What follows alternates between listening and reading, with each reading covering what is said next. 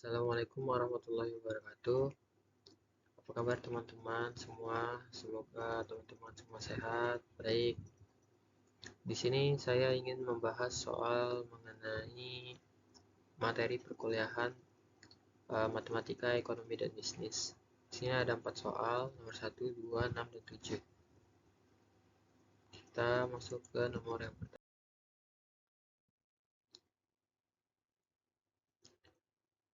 Nasabah BPR Syariah Barokah berjumlah 14.000 orang pada bulan Maret 2020.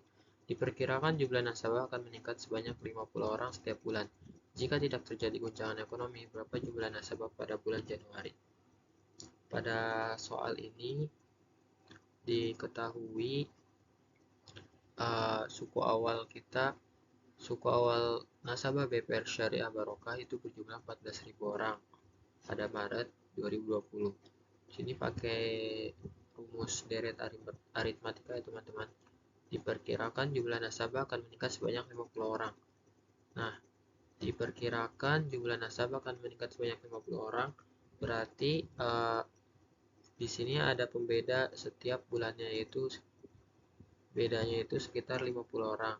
Jika tidak terjadi guncangan ekonomi, berapa jumlah nasabah pada bulan Januari 2021? Nah, kita suruh menentukan jumlah nasabah pada bulan Januari.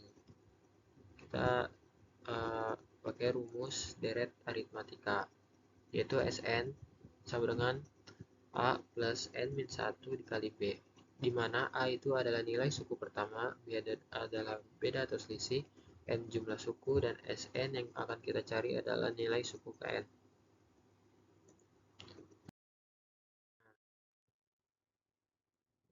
Yang ditanya apa? Yang ditanya adalah S11. Diketahui A sama dengan 14.000, B sama dengan 50, N sama dengan 11. Itu dari bulan Maret sampai Januari. Oke, kita akan jawab aja langsung. Sini S11 sama dengan, ini kita masukin rumus yang sini ya teman-teman. A itu adalah 14.000.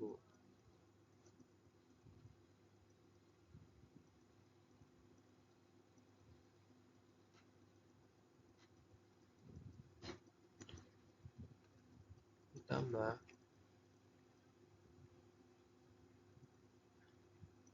N itu kita nyari suku ke 11 min 1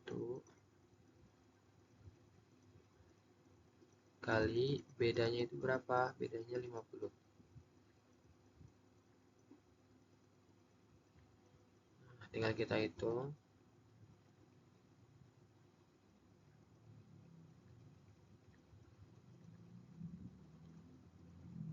14.000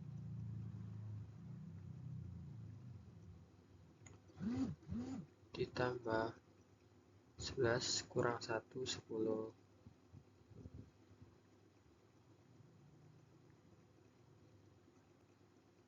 Dikali 50.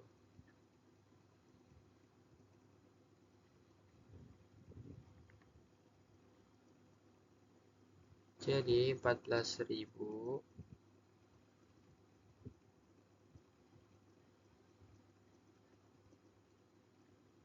ditambah 10 kali 50, 500. Jadi total jumlah suku KN dari bulan Maret sampai bulan Januari 2021 yaitu sejumlah 14.500.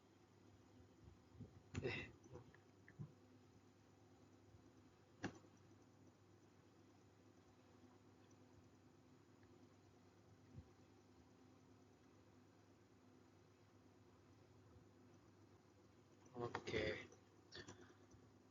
Jadi segitu ya teman-teman untuk mencari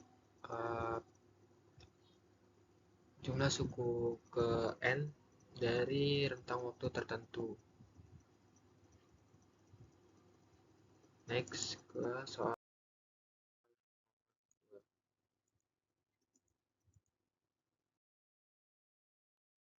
Oke, next ke soal berikutnya.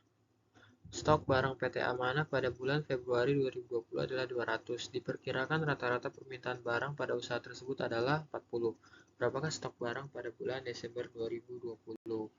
Ini sama kayak tadi, kita memakai rumus deret aritmatika, yaitu SN sama dengan A plus N min 1 kali B. Nah, di sini ada pernyataan diperkirakan rata-rata permintaan barang pada usaha tersebut adalah 40. Berapakah stok barang pada bulan Desember 2020? Nah, di sini ini digarisbawahi rata-rata permintaan. Berarti barang yang stok barang pada bulan Desember 2020 itu nilainya bakalan negatif ya teman-teman. Karena semakin berjalannya bulan, semakin banyak permintaan barang tersebut. Nah, semakin berkurangnya stok barang tersebut juga. Nah, jadi apa yang diketahui? Kayak apa aja yang diketahuin? Jadi yang diketahui itu adalah A sama dengan 200, ini yang pada bulan Februari 2020. Bedanya adalah minus 40 karena di sini tertera diperkirakan rata-rata permintaan barang pada usaha tersebut adalah 40. Nah, semakin berjalannya waktu permintaan itu semakin banyak. Jadi stok barang yang di yang ada pada PT Amanah ini lama-kelamaan akan semakin berkurang. Terus kita masukkan ke dalam rumus T11 sama dengan A 200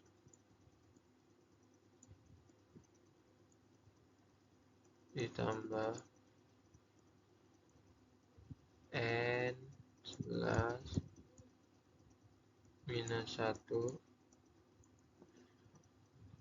dikali bedanya adalah minus 40.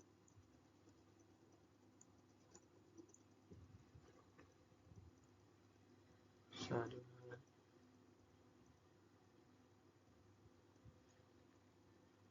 200 plus 10 dikali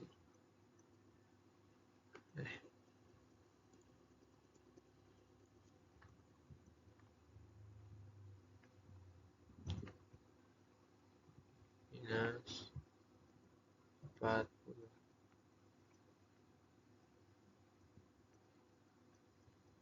sama dengan 200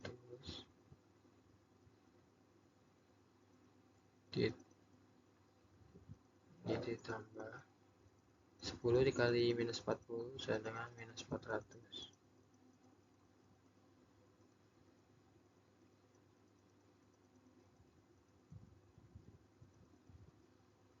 sama dengan minus 200. Jadi stok barang yang ada pada PT Amanah pada bulan Desember 2020 yaitu berjumlah minus 200. Oke, kita next ke soal berikutnya.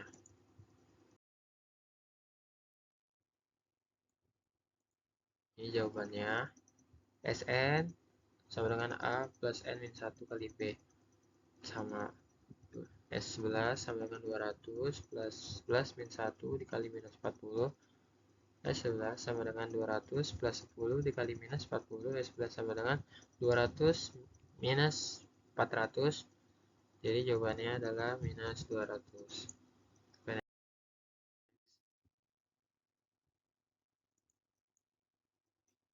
Selanjutnya adalah gambarlah grafik fungsi kuadrat Y sama dengan 10x kuadrat min 1 dengan menentukan titik potong dengan sumbu Y, titik potong dengan sumbu X, dan titik puncak. Jadi kita bisa menyelesaikannya dengan rumus persamaan kuadrat.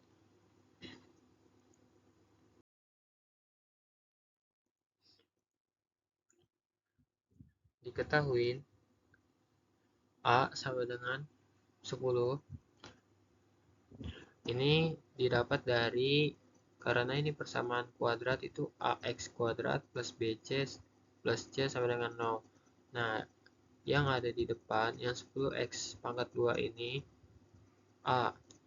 Terus yang min 1 ini termasuk C karena dia nggak ada variabelnya. Diketahui A sama dengan 10, B sama dengan 0, karena di sini nggak ada B, C sama dengan min 1.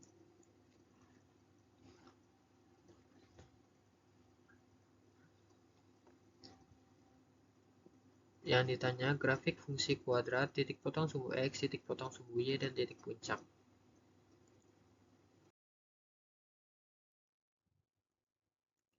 Ya, langsung saja. Jawab Y sama dengan 10X pangkat min 2, 10X kuadrat min 1. Nah, di persamaan ini, untuk menjawab soal fungsi kuadrat, kita harus merubah Y itu menjadi 0 untuk mencari titik potong pada sumbu X. Kita ubah menjadi 0, jadinya 10X kuadrat sama dengan 1. Min 1-nya pindah ruas ke kanan, terus X kuadrat sama dengan 1/10. Nah, ini 10-nya kita pindah ruaskan ke kanan. Kan dari sini nih, 10-nya masih bentuk perkalian, dia pindah ruas ke kanan, jadi bentuk pembagian. Jadi, letaknya ada di bawah. Selanjutnya, X sama dengan plus minus akar 1/10. Ini kenapa jadi akar? Karena tadinya ini X kuadrat kan, terus kuadrat ini kalau dipindah ruaskan itu menjadi akar, jadi X sama dengan plus minus akar 1/10. Jadi kita bisa mencari X-nya, X satunya sama dengan 0,3, ini udah dibulatkan, dan X2 nya sama dengan minus 0,3.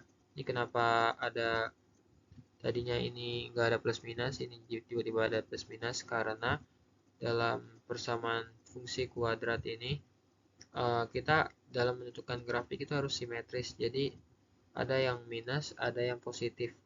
Jadi yang minus letaknya di kiri, yang positif letaknya di kanan.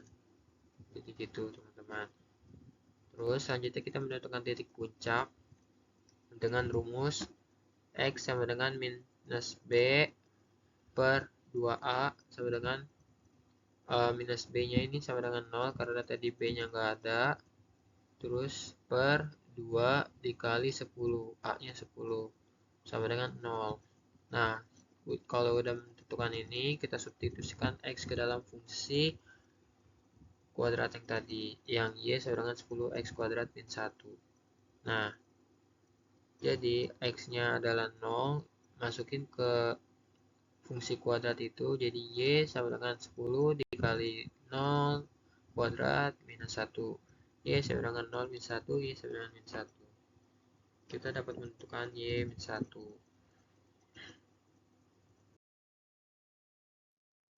Oke, lanjut.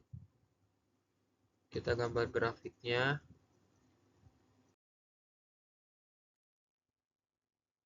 Nah, jadi di sini kan tadi udah ketemu titik potong sumbu X yang pertama dan sumbu X yang kedua.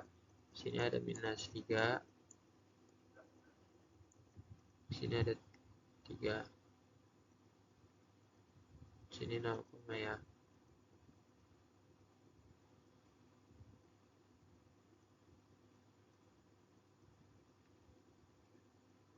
Di sini juga.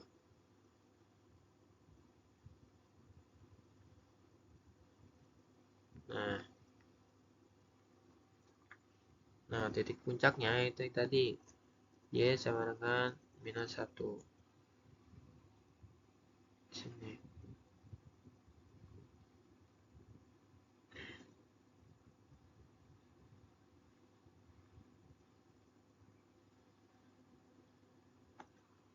Gitu.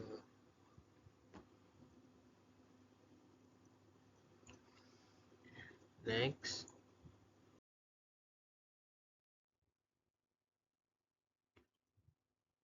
Selanjutnya, suatu barang mempunyai kecenderungan permintaan sebagai berikut. Jika harganya 20, jumlah yang diminta 120 unit. Tapi bila harganya naik menjadi 50, permintaannya hanya 60 unit. Sementara itu di lain pihak, jika harganya 20, produsen menawarkan sejumlah 20 unit, dan bila harganya naik menjadi 50, produsen menaikkan pula jumlah yang ditawarkan menjadi sebanyak 110 unit. Kita suruh menentukan fungsi permintaan barang, fungsi penawaran, keseimbangan pasar, dan diagram Cartesius. Rumus fungsi permintaan dan penawaran yaitu P min P1 per P2 min P1 sama dengan Q min Q1 per Q2 min Q1.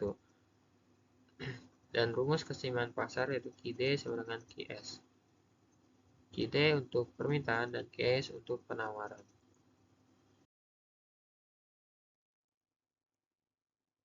Next.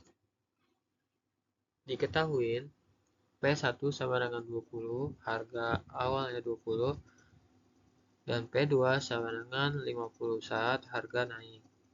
Nah, saat harganya 20, permintaannya adalah 120 dan penawarannya adalah 20.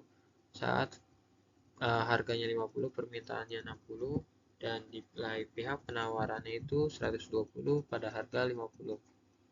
Nah, ditanyanya fungsi permintaan, penawaran, keseimbangan pasar, dan diagram Cartesius. Nah, kita suruh menentukan fungsi permintaan dengan rumus yang tadi yang P minus P1 per P2 min P1 sama dengan Q min Q1 per Q2 min Q1.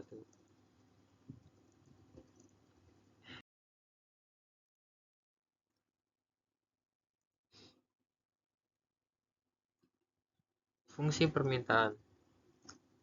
Yang pada soal tadi, pada harga 20, jumlah permintaan 120 dan pada harga 50, jumlah permintaannya menjadi 60.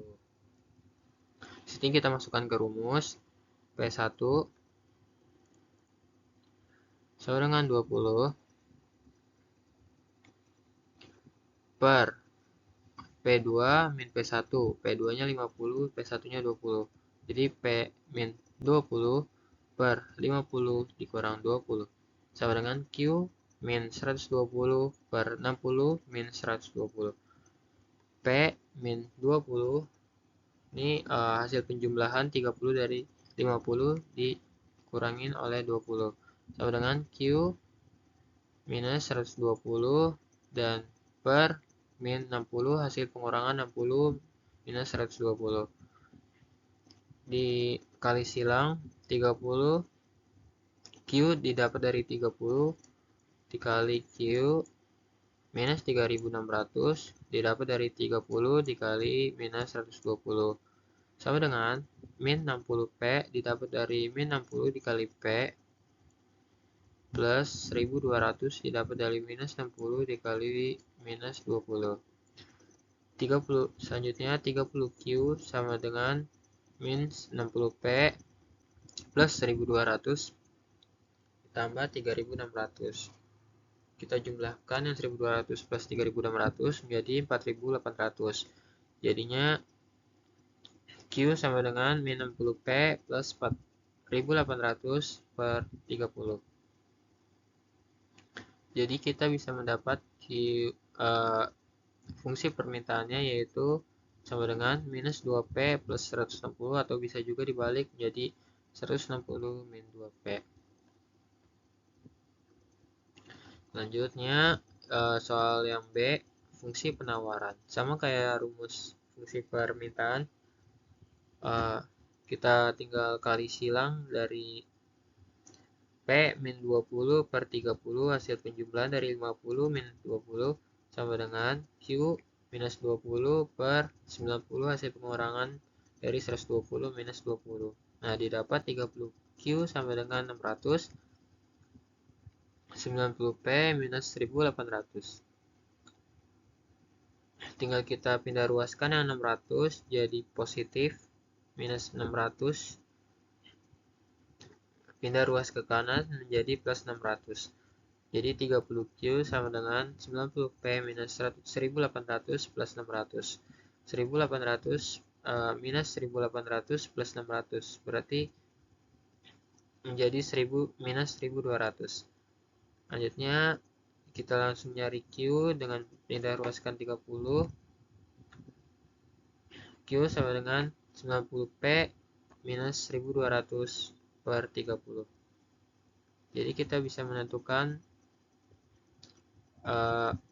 fungsi penawaran menggunakan rumus yang permintaan juga. Jadi bisa dipakai buat fungsi penawaran dan permintaan. Jadi kita dapat fungsi penawarannya yaitu 3P minus 40 atau bisa juga minus 40 plus 3P.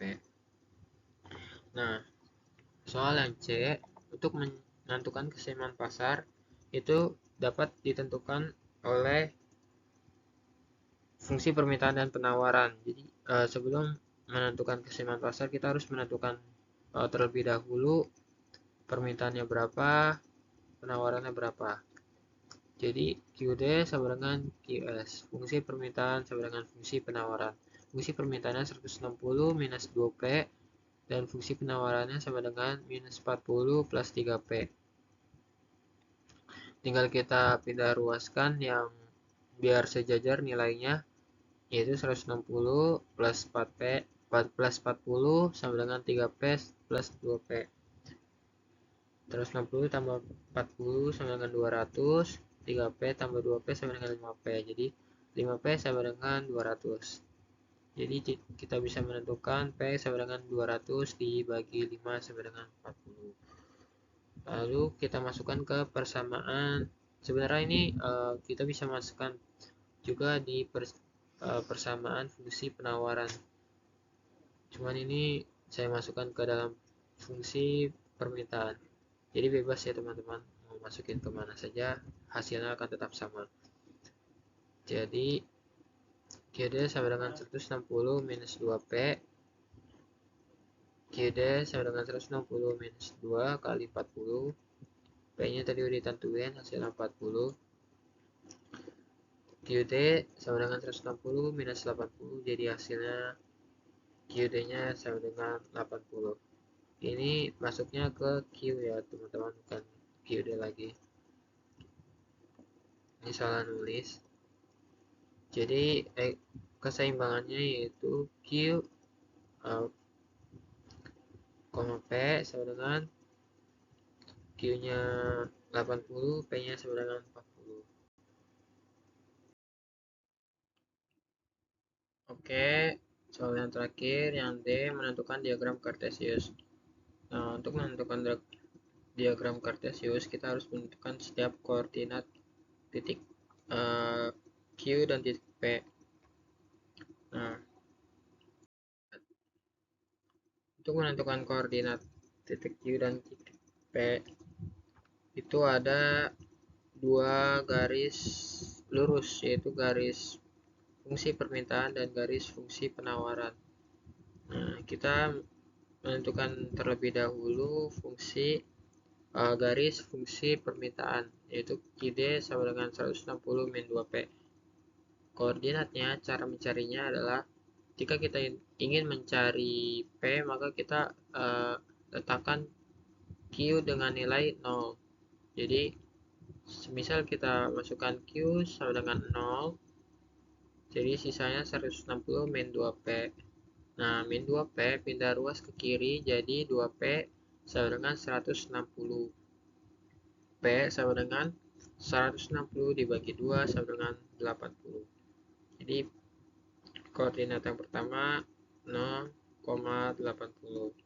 Nah, untuk koordinat yang titik kedua, yaitu jika kita ingin mencari Q, kita asumsikan P menjadi nilainya 0. Jika P nilainya 0, berarti Q sama dengan 160 min 2 dikali 0. Nah, 2-nya hangus, jadi sisa 160. Selanjutnya kita beralih ke garis fungsi penawaran.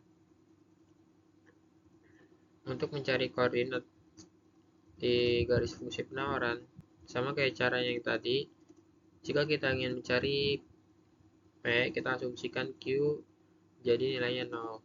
Jika Q nilainya 0, berarti minus 40 plus 3P. P-nya pindah ruas ke kiri, jadi minus 3P sama dengan minus 40. P sama dengan 40 min 40 per 3. Jadi hasilnya adalah 13,3. Nah, sebaliknya jika kita ingin mencari Q, kita asumsikan P menjadi 0. Jika P sama dengan 0, Q sama dengan min 40 plus 3 dikali 0. Jadi sisa minus 40. Ini diagram Cartesiusnya. Yang ini adalah fungsi permintaan. Dan yang ini adalah fungsi penawaran. Di sini adalah titik seimbangannya, yaitu dengan koordinat 80,40. Dimana 80 itu adalah Q dan 40 adalah P. Q sama dengan quantity atau jumlah, P sama dengan harga, price. Oke, sekian dulu dari saya. Terima kasih teman-teman yang sudah menyaksikan, yang sudah menyimak dari awal sampai akhir. Bila ada kekurangan mohon dimaafkan. Saya tutup. Wassalamualaikum warahmatullahi wabarakatuh.